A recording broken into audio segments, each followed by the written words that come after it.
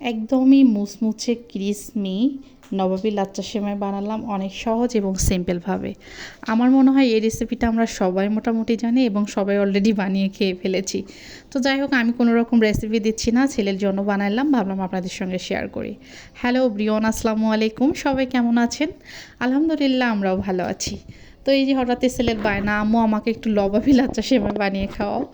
তো ভাবলাম যে একটু বানিয়ে খাওয়াই। তো এখানে আমি ফার্স্ট টাইম একটু ঘি দিয়েছি, ঘি একটু বেশি পরিমাণে দিয়েছি, কারণ এই লাচ্চা সেমাইটার সঙ্গে ঘিয়ের ফ্লেভারটা অনেক ভালো যায়। ইভেন সব লাচ্চা সেমাইয়ের সঙ্গে একটু ঘি দিয়ে ভেজে নেবেন, দেখবেন যে অনেক মজার হয়ে থাকে স্পেশালি।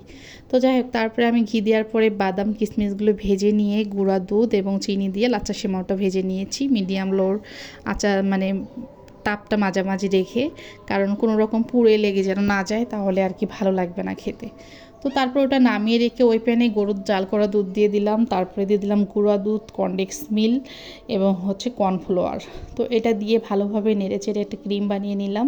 তারপরে একটা ছোট্ট বাটি নিয়ে নিলাম, বাটির নিচে দিয়েছি লাচ্চা সেমাইগুলো নিচে, তারপরে দিয়ে দিলাম ক্রিমটা, তারপর উপর দিয়ে আবারও লাচ্চা সেমাই দিয়ে দিলাম। অনেকেই 3-4টা লেয়ার দেয়, তবে আমার তো অত বেশি না, আমি অত লেয়ার দিলাম না।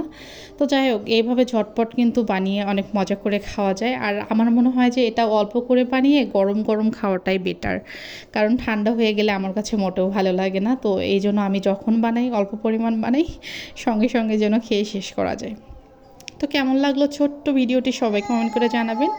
ভালো লাগলে আমার ভিডিওটি শেয়ার করে অবশ্যই পাশে থাকবেন। আর আমার ছেলে দেখুন খাওয়া কিন্তু অলরেডি শুরু করে দিয়েছে। তার মিস এসেছে, প্রাইভেটের মিস বাসায় এসেছে, বলতেছে আম্মু আমার মিসকেও একটু দিয়ে দাও, সে কেমন লাগে সেটা বলবে। তো সে নিজে হাতে আর কি মিসকে তার বাড়িয়ে বাড়িয়ে দিচ্ছে যে দেন মিস খেয়ে দেখেন কেমন হয়েছে। তো যাই হোক, মিসে অনেক ভালো প্রশংসা করলো, অনেক মজার হয়েছে বর্ণ। তো সবাই ভালো থাকেন, সুস্থ থাকেন, এই কামনায় শেষ করছি। আর যারা বানিয়ে খাননি তারা অবশ্যই বানিয়ে খেয়ে দেখবেন, আর যারা খেয়েছেন তারা তো খেয়েছেন।